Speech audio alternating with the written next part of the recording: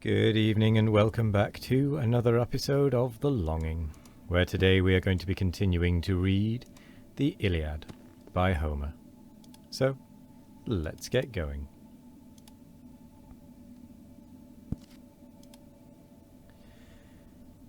Then Phoebus left him, fierce Minerva flies, excuse me, to stern Pelides and triumphing cries, O loved of Jove, this day our labours cease, and conquest blazes with full beams on Greece.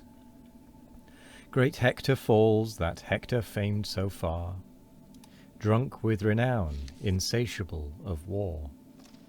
Falls by thy hand and mine, nor force nor flight shall more avail him, nor his god of light. See where in vain he supplicates above. Sorry, my throat is being a little bit clammy. Rolled at the feet of unrelenting Jove. Rest here, myself will lead the Trojan on, and urge to meet the fate he cannot shun. Her voice divine the chief with joyful mind obeyed and rested, on his lance reclined. While like Diphoebus the martial dame, her face, her gesture, and her arms the same, in show and aid by hapless Hector's side, approached and greets him thus with voice belied. Too long, O Hector, have I borne the sight of this distress, and sorrowed in thy flight. It fits us now a noble stand to make, and here as brothers equal fates partake. Then he, O Prince, allied in blood and fame, dearer than all that own a brother's name, of all that Hecuba to Priam bore, long tried, long loved, and much loved, but honoured more. Since you of all our numerous race alone defend my life, regardless of your own. Again the goddess, much my father's prayer, and much my mother's, pressed me to forbear. My friends embraced my knees, adjured my stay, but stronger love impelled, and I obey. Come then, the glorious conflict let us try, let the steel sparkle and the javelin fly. Or let us stretch Achilles on the field, or to his arm our bloody trophies yield. Fraudful, she said, then swiftly marched before. The Dardan hero shuns his foe no more. Sternly they met, their silence Hector broke, his dreadful plumage nodded as he spoke. Enough, O son of Peleus, Troy has viewed, her walls thrice circled, and her chief pursued. But now some god within me bids me try thine or my fate, I kill thee, or I die. Yet on the verge of battle let us stay, and for a moment's space suspend the day. Let heaven's high powers be called to arbitrate the just conditions of this stern debate. Eternal witness of all below, and faithful guardians of the treasured vow, to them I swear, if victor in the strife, Jove by these hands shall shed thy noble life. No vile dishonour shall thy course pursue, stripped of its arms alone the conqueror's due. The rest to Greece uninjured I'll restore. Now plight thy mutual oath, I ask no more. Talk not of oaths, the dreadful chief replies, while anger flashed from his disdainful eyes. Detested as thou art and ought to be, nor oath nor pact Achilles plights with thee. Such pacts as lambs and rabid wolves combine, such leagues as men and furious lions join. To such I call the gods, one constant state of lasting rancour and eternal hate. No thought but rage and never ceasing strife, till death extinguish rage and thought and life. Rouse then thy forces this important hour, collect thy soul and call forth all thy power. No further subterfuge, no further chance. 'Tis Pallas, Pallas gives thee to my lance. Each Grecian ghost by thee deprived of breath now hovers round and calls thee to thy death. He spoke and launched his javelin at the foe, but Hector shunned the meditated blow. He stooped while o'er his head the flying spear sang innocent and spent its force in air.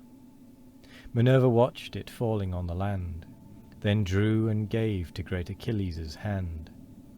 Unseen of Hector, who, elate with joy, now shakes his lance and braves the dread of Troy. The life you boasted to that javelin given, Prince, you have missed, my fate depends on heaven. To thee, presumptuous as thou art unknown, oh, what must prove my fortune or thy own? Boasting is but an art our fears to blind, and with false terrors sink another's mind. But know, whatever fate I am to try, by no dishonest wound shall Hector die. I shall not fall a fugitive at least. My soul shall bravely issue from my breast. But first try thou my arm, and may this dart end all my country's woes buried deep in thy heart. Deep buried in thy heart. The weapon flew, its course unerring held, unerring but the heavenly shield repelled. The mortal dart resulting with a bound, from off the ringing orb it struck the ground. Hector beheld his javelin fall in vain, nor other lance nor other hope remain. He calls Deiphobus, demands a spear. In vain, for no Deiphobus was there. All comfortless he stands then with a sigh. 'Tis so, heaven wills it, and my hour is nigh. I deemed Deiphobus had heard my call, but he secure lies guarded in the wall. A god deceived me, Pallas, twice was thy deed. Pallas, 'twas thy deed, Death and black fate approach, 'tis I must bleed. No refuge now, no succour from above. Great Jove deserts me, and the son of Jove. Propitious once, and kind, then welcome fate. 'Tis true I perish, yet I perish great. Yet in a mighty deed I shall expire. Let future ages hear it and admire. Fierce at the word, his weighty sword he drew, and all collected on Achilles flew. So Jove's bold bird, high balanced in the air, stoops from the clouds to truss the quivering hair. Nor less Achilles his fierce soul prepares, before his breast the flaming shield he bears. Refulgent orb above his fourfold cone, the gilded horsehair sparkled in the sun. Nodding at every step Vulcanian frame, and as he moved his figure seemed on flame, as radiant Hesper shines with keener light, 277, far beaming o'er the silver host of night, when all the starry train emblaze the fear, so shone the point of great Achilles' spear. In his right hand he waves the weapon round, eyes the whole man, and meditates the wound. But the rich mail Patroclus lately wore securely cased the warrior's body o'er. One space at length he spies to let in fate, where twixt the neck and throat the jointed plate gave entrance through that penetrable part. Furious he drove the well-directed dart, nor pierced the windpipe yet, nor took the power of speech unhappy from thy dying hour. Prone on the field the bleeding warrior lies, while thus triumphing stern Achilles cries. At last is Hector stretched upon the plain, who feared no vengeance for Patroclus slain. Then, Prince, you should have feared what now you feel. Achilles absent was Achilles still. Yet a short space the great avenger stayed, then low in dust thy strength and glory laid. Peaceful he sleeps with all our rites adorned, for ever honoured and forever mourned. While cast to all the rage of hostile power, the birds shall mangle and the gods devour. And with that, we come to the end of the episode. So I will say thank you very much for joining us today. I hope you all have a wonderful morning, evening, afternoon, or night.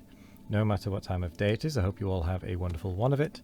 And as always, we will be back tomorrow for more of The Longing. Goodbye.